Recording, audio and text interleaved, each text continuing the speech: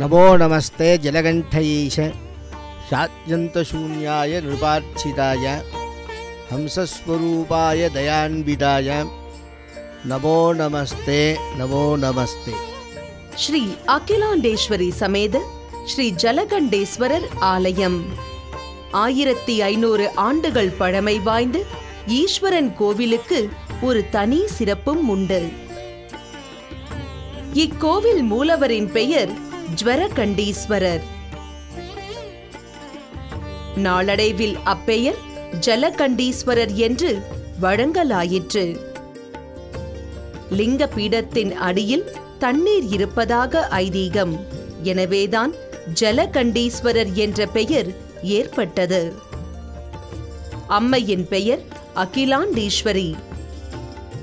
வேலூர் கோட்டையில் உள்ள ஸ்ரீ ஜலகண்டீஸ்வரர் கோயில் கட்டடக்கலைக்கு எடுத்துக்காட்டாகவும் பழமை வாய்ந்த வரலாற்று சிறப்பு கொண்டதாகவும் உள்ளது.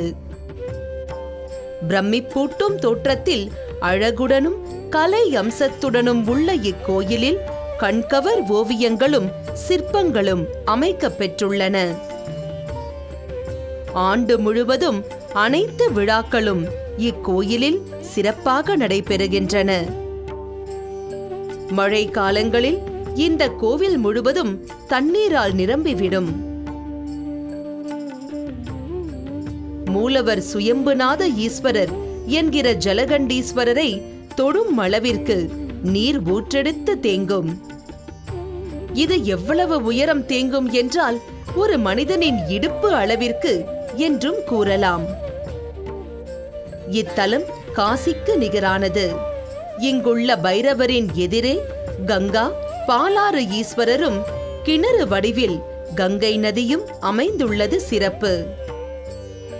காசியைப் போலவே கால பைரவர், சிவலிங்கம், கங்கை தீர்த்தமும் அமைந்துள்ளது. இத்தலத்து கால பைரவர் மிகவும் சக்தி வாய்ந்தவர். கிபி 1612 ஆண்டில் முகலாயர் படையெடுப்பில் ஜலகண்டீஸ்வரர் கோவில் லிங்கத்தின் அடியில் உயர்ந்த ரத்தினங்கள் இருப்பதாக கேள்விப்பட்டான். முகலாய அரசன் மகமது கானுக்கு பின் வந்த அரசன் அப்துல்லா. இவன் லிங்கத்தை அகற்றி அகழியில் எறிந்தான். அதனால் அவனுடைய ஆட்சி வெகுநாள் நீடிக்கவில்லை. அதன் பின் மராட்டிய மன்னர் துகோஜிராவ் கோட்டையை முற்றுகையிட்டு வென்றார். அகழியில் இருந்த சிவலிங்கத்தை மீண்டும் நிறுவினார். 2 ஆண்டுகள் கழித்து சுல்தான்கள் மீண்டும் கோட்டையை பிடித்தனர். 21 ஆண்டுகளாக ஆலயத்தில் வழிபாடு நடக்கவில்லை. பின்னர் மராட்டிய மன்னர் ஸ்ரீனிவாசராவ் வேலூர் கோட்டையை வென்றார். அவருக்கு பின் 30 ஆண்டுகள் வழிபாடு இனிதே நடந்து வந்தது. 18ஆம் நூற்றாண்டின் தொடக்கத்தில் மீண்டும் முகலாய படையெடுப்பில் லிங்கத்தினை சேதப்படுத்தி விடுவர் என்று பயந்த இந்து வீரர்கள் லிங்கத்தை வேலூரை அடுத்து சத்துவாச்சாரி எனும் இடத்தில் ஜலகண்டீஸ்வரர் கோவில் லிங்கம் என்ற பெயரில் இருந்து வந்தது. அதன் பின்பு 1928 புருஷோத்தமன் என்கிற பேருந்து நடத்துனர் மறுபடியும் லிங்கத்தை பிரதிஷ்டை செய்ய நினைத்தார். அந்த முயற்சி 16/3/1981 அன்று நிறைவுற்றது. அகிலாண்டேஸ்வரி சமேத ஜலகண்டீஸ்வரர் கோவில் கும்பாபிஷேகம் நடந்தது.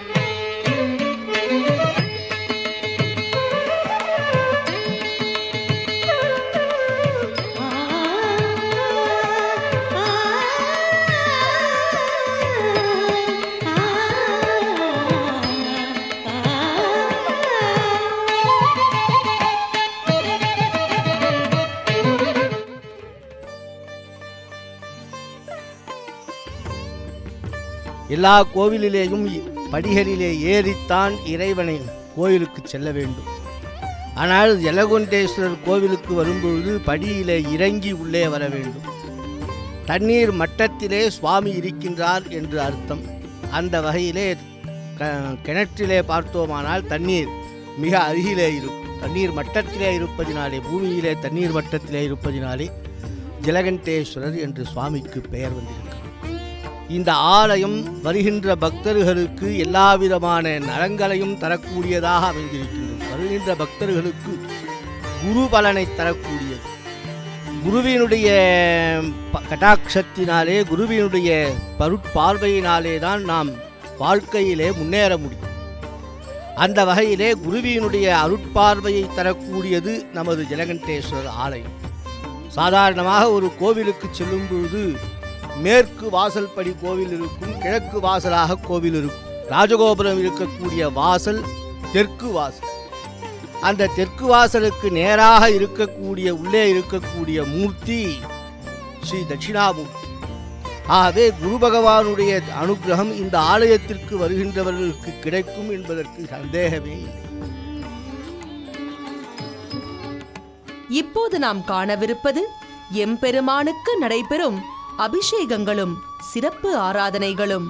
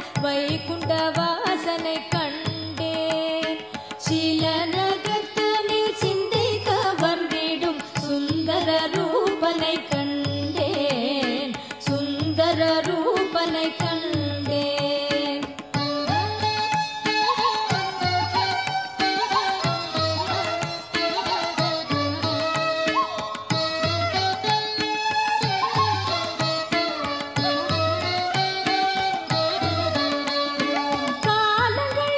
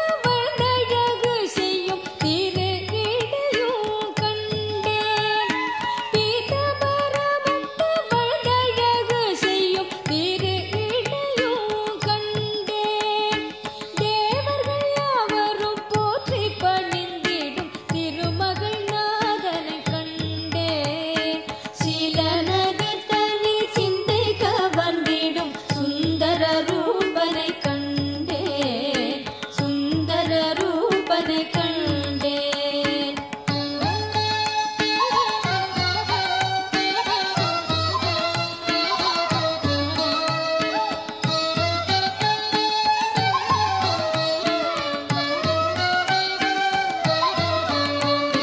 வரங்கள் யாவையும் வழங்கி அருள் செய்யும் வரத கரவனை கண்டேன். வரங்கள் யாவையும் வழங்கி அருள் செய்யும் வரத கரவனை கண்டேன். வரங்களை அளித்திடும் கரத்தின் அழகினில் ஆனந்தம் கொண்டு நின்றேன். சில நகர்த்தனில் சிந்தை கவர்ந்திடும் சுந்தர ரூபனை கண்டேன், சுந்தர ரூபனை கண்டேன்.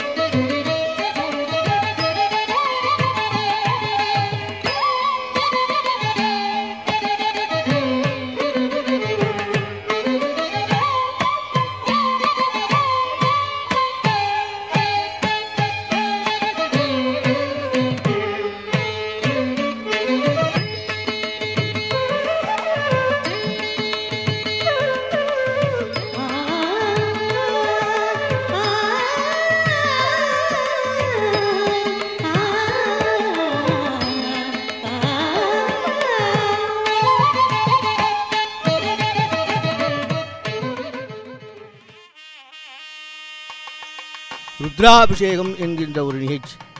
இந்த ருத்ராபிஷேகத்தினாலே அவர்கள் நினைக்கின்ற காரியங்கள் எல்லாம் நிறைவேறுகின்றது. எந்த காரியமானாலும் சரி, அவர்கள் உடல்நிலை சரியில்லாமல் இருந்தாலும், அல்லது குழந்தைக்கு கல்யாணமாக வேண்டும் என்றாலும், அல்லது ஒரு வேலை கிடைக்க வேண்டும் என்றாலும், எல்லா விதமான நிகழ்ச்சிக்கும் இறைவனுக்கு ருத்ராபிஷேகம் செய்தால் அவர்கள் அனைவரும் அந்தந்த பலனை அடைகின்றார்கள் என்பதை நாம் கண்கூடாக பார்க்கின்றோம். ஆகவே பக்தர்கள் அனைவருக்கும் அருளை வாரி வழங்குகின்ற ஒரு ஆலயம் நமது ஜலகண்டேஸ்வரர் ஆலயம்.